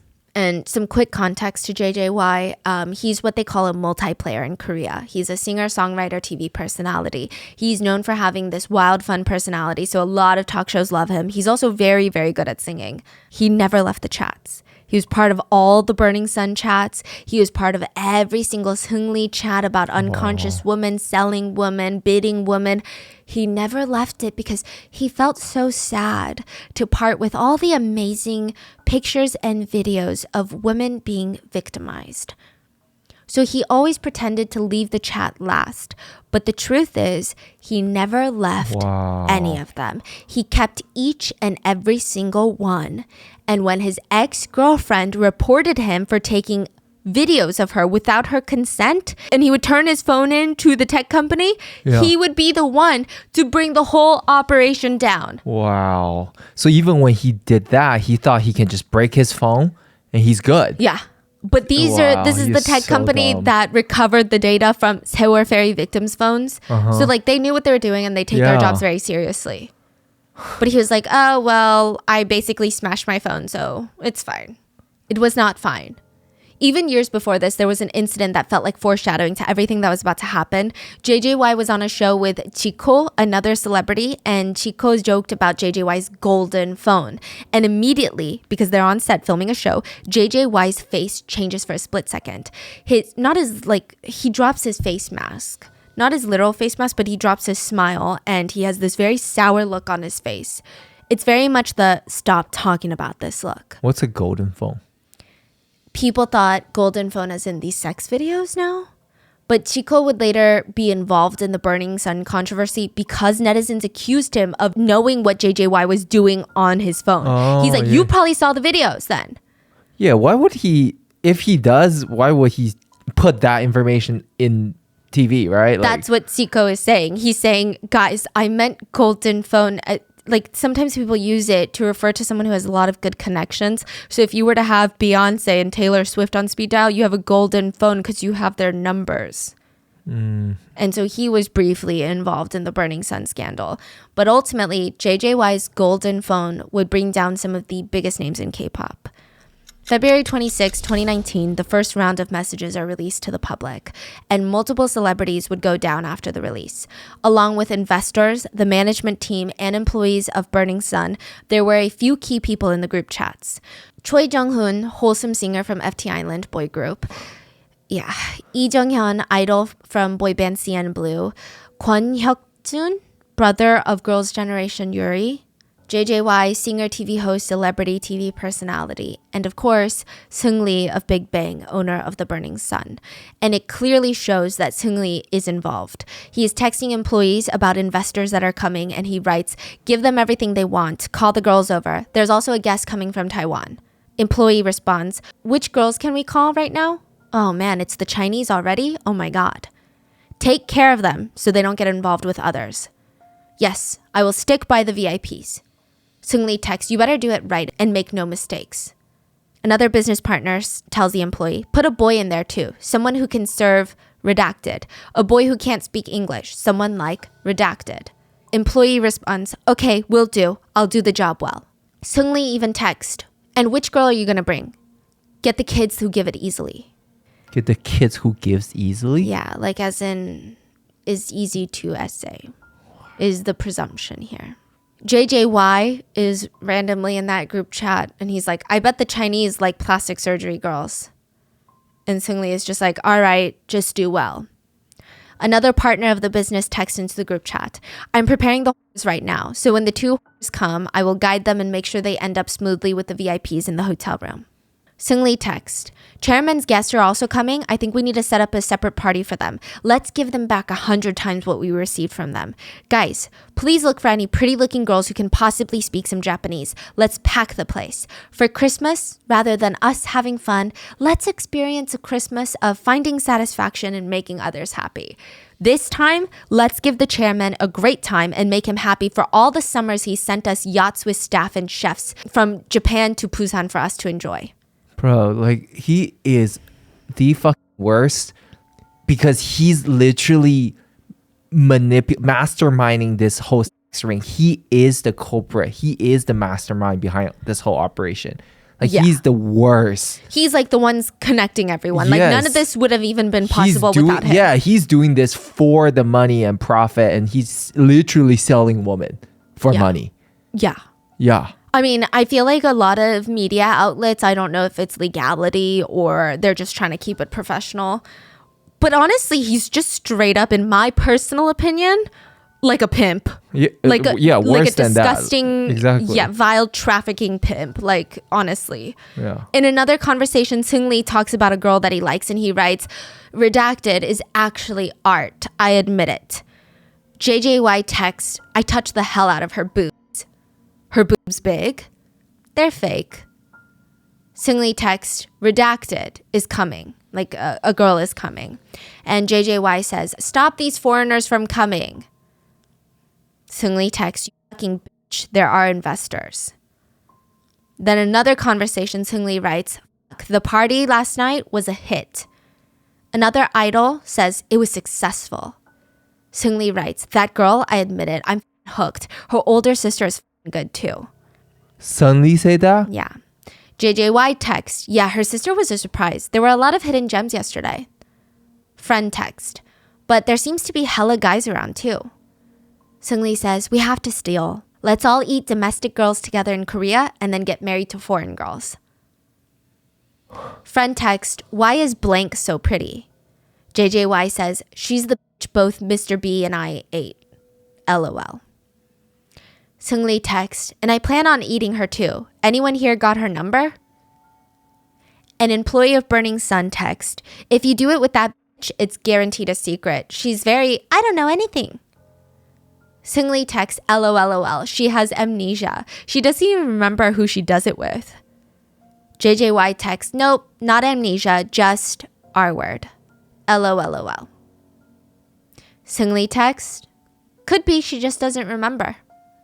JJY is angry. He says, "When she first met me, she was all BSing about, I don't watch TV, so I don't know you. But after she got drunk, she was whining and asking me to sing for her." Seungri says, "Want me to tell you something more funny? Or rather absurd? I opened my eyes and I was like, why am I sleeping with Si Nuna? When I was like, I thought I was sleeping with these other two girls. Where did they go? LOLOL." In another chat, Seungri is asking a VIP client about what kind of women they like. And the client responds, "I'm not sure. South Asian men like white skin, so someone with fair skin and innocent and pretty features, or the opposite, just sexy. Girls like blank, blank, and blank who are innocent yet sexy, or just a super fancy glamorous girl. Those types of girls. Wouldn't that type of style work? We want over 160 centimeters tall. Thinner. It's not too picky though. Girls from Korea will do." There are other chat logs where it seems like Seungri is sending girls on trips with VIP clients. He asks a VIP about an Indonesia trip that he has coming up, and the VIP says that they want ones that are under 10K per person. Seungri writes, "I understand. It's 10K per person, right, Mr. CEO?" He proceeds to send pictures of 5 different girls, and he writes, "Number 1 doesn't talk that much and kinds of loves money. She also has aspects where she doesn't have much charisma in drinking scenes, but her visuals are great. Cry emoji." In another conversation, JJY texts the group that he's boarding the plane soon, and he says, "I will Korean bitches as soon as I arrive. I'm going to invite them to my house before going out. German bitches have huge asses." His idol friends write, "Get back safely. Fly safe." An employee of the Burning Sun writes, "I bet German pussy smell like sausages." JJY says, "Not bad. LOL, we had fun." A lot of netizens noted that it's kind of crazy that they're so polite to each other, even saying things like, "Get back safely, have a safe flight, we miss you." Meanwhile, they talk about women, in the most degrading ways possible. Another super controversial conversation involved the idols talking about who Seungri had sex with yesterday, and they asked, was she delicious? And they said things like, "I want her number." And one person wrote, "Yes, she is comfort woman level." Let me tell you, comfort woman is a very, very sensitive topic for most Koreans. It is, aside from the crimes, the most horrifying comment that was found in the group chats. Chinese too. It's a huge problem. Yeah. So to give context, comfort woman was one of the worst atrocities that the Japanese government committed towards Korean and Chinese women. And a lot of the victims. So when Japan colonized Korea, along with various other countries in Asia, so I don't believe that it was just Korean and Chinese, they promised a bunch of women from all these different countries, but we're just talking about Korean women here, that they could work in factories to make just enough to barely survive. They're like, you can barely get by and you can maybe feed your kid. But because these women had no other choice, nothing else, they were basically forced to agree, not knowing that the Japanese government never intended them to work in factories. They were actually forced into trafficking. They were locked up and made to be assaulted by Japanese soldiers every single day. Comfort women have come forward to say that they were essayed at least 30 times a day while they were held captive. I could go into further detail, but it's very, very depressing. They were impregnated, they contracted diseases, they were experimented on, tortured. So the topic of comfort women is highly sensitive, additionally because it's not really something that happened long, long ago to multiple generations before us. Many of the comfort women, the victims, were elderly women in Korea. I believe the last few are still alive. Many of them have since passed, but they have yet to receive an apology from the Japanese government. And a lot of the tensions in current time between the Korean government and the Japanese government, not to get too political, is this is one of those things. Many Korean citizens want apologies for the comfort women before they pass on. And the Japanese government has refused to acknowledge their crimes. And here we have the Korean faces of the entertainment world making fun of comfort women and recreating the tragedy, so to speak.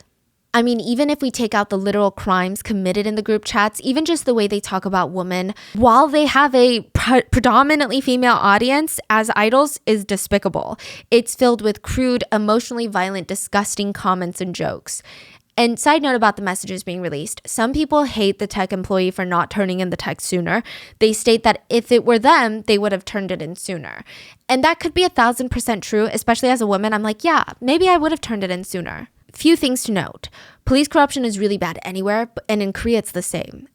There were already strong indications in the data that the tech employees saw that high up police officials were involved in the trafficking ring, if you will. So what would you do? Go to a different officer? What if they all answer to the same person? How do you know that person's immediate boss isn't involved as well? And in Korea, when you mess with the police as a normal person, you might be ending your life right then and there. They could easily get you fired from your job. They could get you outcasted. You could lose everything, your family, your livelihood. You would be on the street, and guess what? Burning Sun would probably still be up and running and victimizing people. And in Korea, defamation laws are honestly dumb. Like, they're not even defamation laws. So in the US, defamation is when someone knowingly states a lie about another person, claiming it to be a fact. So the basis is you are lying about someone else and you're not allowed to do that, which makes sense. In Korea, it's even if you tell the truth about someone and that someone doesn't like what you said because it hurt their feelings or hurt their reputation, they can sue you for defamation. Which a lot of people in Korea even think it's very goofy because that's not really even the definition of defamation. Mm-hmm. But here we are.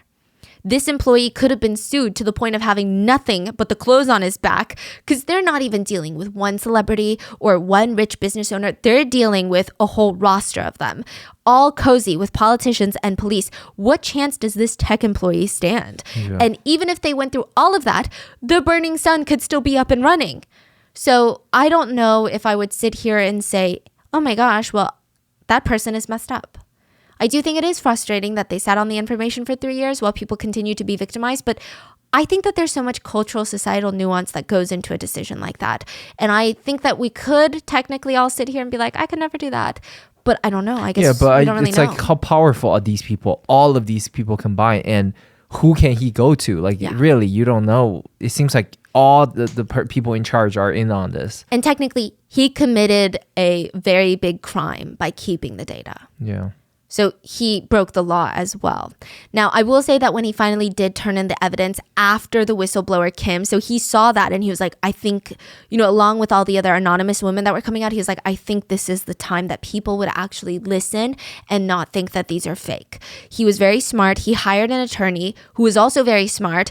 And they decided instead of handing it over to the police, who were foaming at the mouth for this, they handed it over to the Civil Rights Commission office, and that is how a lot of it became public, because the police would have never made this public. Mm-hmm.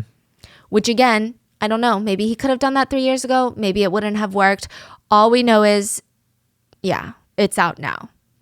Many of the involved parties continue to state that these text messages are fake, but a lot of these texts are the foundation of the investigation into Burning Sun by the prosecutor's office, which netizens feel like that wouldn't have been the case if there was a question of the validity of them.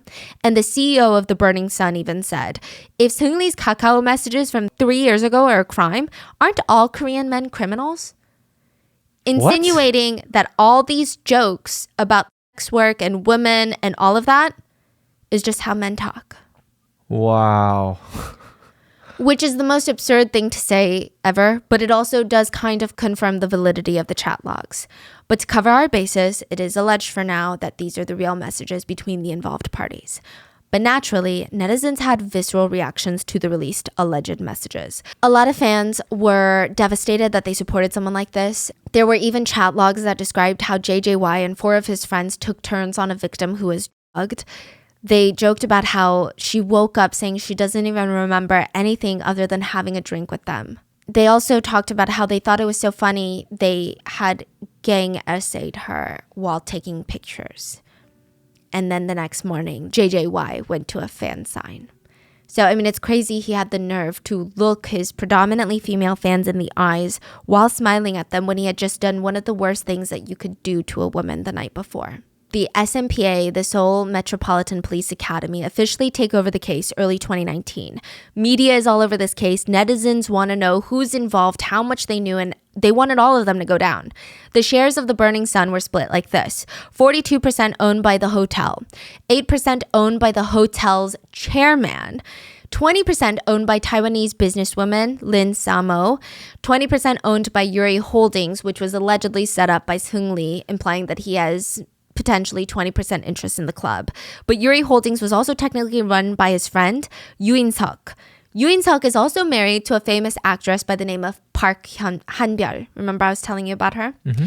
And 10% is owned by a businessman, Lee Moon-ho. He was close friends with Seungri, and he is said to have been running the day-to-day operations. He is the CEO of the Burning Sun. So all the foreign investors, they left the country and were safe from backlash, including the Taiwanese businesswoman who owned 20% of the Burning Sun. The rest of the Korean celebrities and business owners were left to be investigated. Burning Sun and Seungri were also under investigation for tax evasion, which, really doesn't feel that significant compared to the other allegations. But I think that it does shine light on a lot of the things that he was doing. It was suspected that with all of the business from his VIP clients, with the selling of SA, essentially, allegedly, and a lot of the alcohol packages, he would encourage payment in cash. It's alleged that he was evading taxes, money laundering. You remember the restaurant that he had, Monkey Museum? Yeah. They called it a restaurant, but it was like a nightclub. He tried to file it under a restaurant so that he could pay less taxes. His ramen business was making a suspicious amount of money. Turns out he was laundering money from Burning Sun through the ramen franchise. It was a whole lot. It was a mess. I think it also shows he was heavily involved, He knew what he was doing.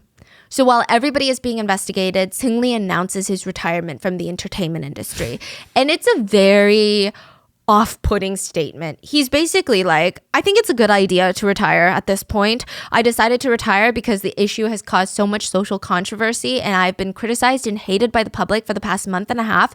And now with all the investigative agencies in the country investigating me, I am being labeled as a national traitor. I cannot allow myself to cause harm to everyone around me just to survive. 많은 분들께 실망 끼쳐드렸습니다. 다시 한번 죄송하다 말씀드리고 싶고요. Netizens hated his apology. It felt very, you guys blew this whole thing into something that it's not. So now I'm just going to retire then. I don't want to face your criticism. Also, it had this aura of, I don't know what's going on. I'm just as confused as you are. It's like, what's going on? There were even articles titled, The Burning Sun Scandal Case That Everyone Except Seungri Knows About. He also stated that this would be a good time for him to enlist in the army and serve his duty as a good Korean citizen. And everyone got riled up for that because in Korea, men have to serve 2 years, mandatory enlistment. They're like, the army is not a place for you to escape your reality. So even with all of this, the consequences just weren't that great. I mean, okay, maybe that's a strange word to use. It wasn't even comparable, I guess would be a better way to phrase it, right? Some of the more notable sentences included JJY, idol, sentenced to 5 years in prison. Choi Jung-hyun, idol, sentenced to 2.5 years in prison. Brother of Girls' Generation Yuri, sentenced to 4 years in prison. Meanwhile, Seungri enlisted in the army and he was able to have a military trial. Wow. He had 9 charges ranging from work, violent crimes, and then breaking food sanitation laws, occupational embezzlement, things like that. He was found guilty of all 9 charges, sentenced to 3 years in prison. He would have to file to be a offender, and he was fined almost $855,000. He appealed. He was given 1.5 years in prison instead of 3. Here's a convenient loophole that's going to piss you off. In Korea, if you go to prison for less than 1.5 years, you can serve quietly, meaning it's not going to be on your record when you get out. Seungri was sentenced to exactly 1.5 years. So technically, he missed the cutoff and it would be on his record. Somehow, he manages to get out 2 days early, meaning that it would be expunged from his record. Oh, and he's spotted clubbing and cheating on women in Bali since then. It's on the record now. Like, we're not gonna forget about that. And so he has fans. Yeah, there are some people that comment things like, he's still young. I hope that he can overcome the mistakes of the past and lives an amazing life. Isn't the rest of his life too long for him to just crumble like this? He paid the price of his sins through the law already. Let's all give him a chance. I will say most of the comments are pretty logical, and they read, every country needs harsher punishments for rape and sexual assault. He suffers 2 years in prison. His victims suffer a lifetime. 2 years isn't enough if you ask me. Anyways, if the system doesn't give them what they deserve, society should. Regardless, I think we can all agree that many of the perpetrators got off with much less time than expected. Even corrupt police officers who were exposed of being in on the whole thing, they were just either dismissed from their positions, and those were just the lower ranking ones. The high ranking officials that were involved, they weren't even dismissed. Nothing happened to them. There wasn't even some sort of PR statement of like, we're going to reorganize the police force and make countermeasures set in place against bribery and corruption. Nothing. Yeah. And all of the VIP clients, they essentially got away with it for SA. And somehow even Kim, remember the whistleblower who broke 3 ribs and got punched in the face? He started the Blue House petition. Well, he gets arrested too for allegedly sexually abusing 3 men and harassing people inside the Burning Sun, which half the people argue Kim is a wolf in sheep's clothing. He did good on whistleblowing the Burning Sun, but he was probably involved in some weird stuff too. And a lot of others believe, no, it's just fishy. Like the allegations against him are just fishy at this point. He was sentenced to a year in prison. But he says that he will be appealing the decision. So it seems like, minus Kim, everyone else got off with a slap on the wrist with all things considered. Unbelievable. The fact that the guy's roaming around, living his best life. A lot of K netizens think that it has to do with Korean society of victim blaming and shaming victims who come out for crimes like this. Remember the Itaewon case that we covered? We talked about how some horrible people didn't feel that bad for hundreds of victims who died because they said, well, why would they go out for a party for Halloween anyway? It's not a good place for young, respectable people. A lot of families of victims for Itaewon wanted their names not to be made public because they were scared that their loved ones would be victim blamed. And it was the similar case with Burning Sun. The victims were scared to come forward because they would have been blamed of, then why did you go to a club then? Yeah. Well, that's just the risk you take as a woman at a club. And because there weren't really that many victims that spoke forward at the court, speaking directly on the case, they got off way too easy. I think the only way to combat that is for societies to speak up more about, in support of victims, right? Yes. Like that's the only way for other people to realize you're so dumb by saying that. Yeah. Like we need to make it, we you're have dumb to and gross. keep talking about it to lift up the victims. Yeah. And another thing was, it's just really annoying in the justice system that you would think drugging victims to SA them makes the crime that much worse, right? Because now you're doing more things to their body, but it actually helps the perpetrators get away with it in the eyes of the justice system because you know what's justice, right? It's a way for perpetrators to say, she's not credible because I her, but that's not the point. And it's just insulting and infuriating at this point. In other case-related aftermath news, the hotel on top of Burning Sun was shut down in 2021. The building was sold to Hyundai Construction, and they are now going to change it to be an apartment building. The co-founder of YG, Mr. YG himself, stepped down as CEO of YG Entertainment, one of the big 3 entertainment agencies in South Korea, because of this scandal. It is stated that YG lost close to $100 million worth of investment money because of the Burning Sun case. And recently, Choi, one of the idols, was released from prison as well, and paparazzi found out which church he was attending with his mom, and they stopped him in the church parking lot to ask him for an interview. And in the footage, he literally, you can hear this man whining for his mom. He's like, Mom! Like a kid. When you're 7 and a stranger comes to the door to ask if you have time to talk about the Lord and Savior, and you're like, Mom! That's what he sounds like.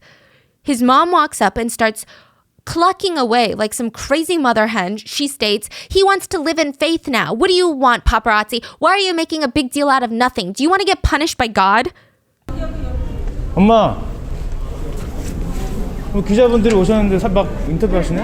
아니 그걸 왜 물어봐요? 가요. 인터뷰는 하나는 끝나나. 됐어요. 아이고 믿음만 해서 살려고 왜 그래요? And again, this is to show you the family's character, not the character of people who attend church or are religious. A lot of Christian netizens were commenting, like, these types of people use religion as a way to shield themselves from their own evil acts. Other netizens were just shocked by both family members' behavior. They wrote, calling your mom like that at that age is legendary, but the mom who pops up and coddles over her son is even more legendary. And I will end you with this note. One chilling fact is, you know how a lot of big K-pop groups have names for their fans? So Blackpink has Blinks, BTS fans are ARMY. Big Bang's fans were called VIPs. They made it to say that their fans are very important people to them. But Seungri's VIPs were not his fans. They were his rapists. And I just hope with him being back in the news with these scandals, Burning Sun is never forgotten, because how do you get away with something like that? He shouldn't be able to have anyone foaming over him or... Yeah. Yeah, he or should never be able never be able to make a comeback. He's just a vile criminal. Yeah. So what are your thoughts on the Burning Sun? And let me know in the comments. And please be safe. I'll see you guys on Sunday for the mini-sode. Bye.